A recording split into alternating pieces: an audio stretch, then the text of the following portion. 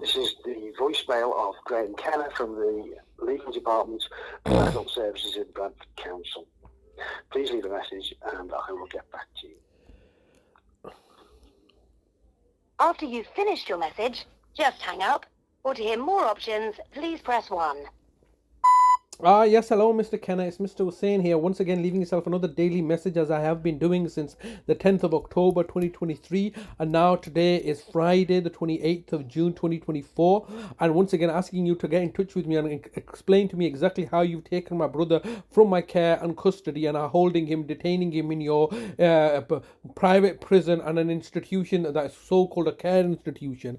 When the reality is that you have no legal framework to do any of this stuff. You have simply kidnapped my brother and are holding him hostage and detaining him and humiliating and degrading me in the process, whilst you look to act as a benevolent local authority, city of culture, when the reality is that you are what you're doing is you're doing things that are lawful and treacherous and are detrimental to both detrimental to me and my brother and to society at large. I've now got an email confirmation from the care home manager Tracy, who's just as gormless as you guys are and does not know the law, and is telling me that I'm not my brother's next of kin. Of course, if I'm not my brother's next of kin, who is? I've been my brother's nearest relative, next of kin, carer, guardian, and everything. And you've just come along and told the police that just say that there's neglect taking place. There was no neglect taking place. The only neglect that was taking place is as a result and as a consequence of you removing all the money and targeting and victimizing me to cover up your own systemic failures and incompetences.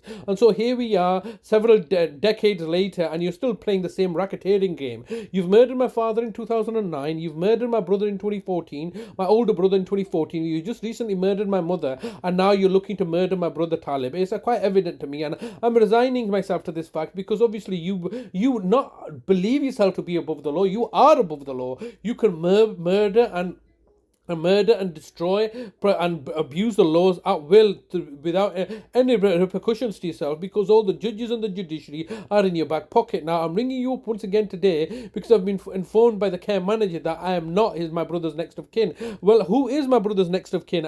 Is it you, the council? Is it Mr. Christopher Browell? Is it Mr. Graeme Kenna, the solicitor? Who is my brother's next of kin? Oh no, let me guess. Is it Shida, my sister, who's a council tenant, who's another proxy agent of yours? Or is it my brother Adal, who's been working closely with you to achieve your objectives? And nobody's a greater stakeholder in my brother's welfare than I am. Never mind these so-called labels that you give, legal labels and terms that you use, like best interest, safeguarding, nearest relative, next of kin. I am the greatest stakeholder in my brother's life. He's authorized me to act on his behalf, and it's something that you don't like because obviously undermines your own criminal conviction. So therefore you're going above and beyond to recruit and commission the services of anybody and everybody that you can in order to achieve your objectives, which are clearly villainous and tyrannical and deplorable. And all I'm doing is asking you to explain to me exactly what's going on here, and you're refusing to engage with me, but sitting in the background, plotting and planning and conspiring in order to entrap me. How many plots and plans have you done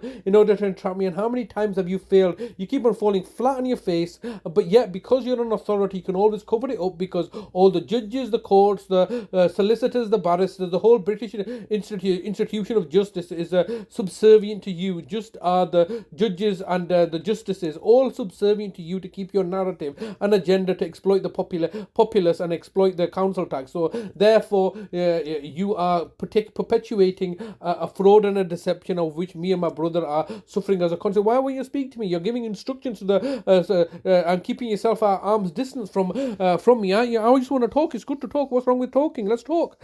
No, you don't want to talk to me because you know the fact that you've got caught out lying and cheating and being deceptive, and therefore you are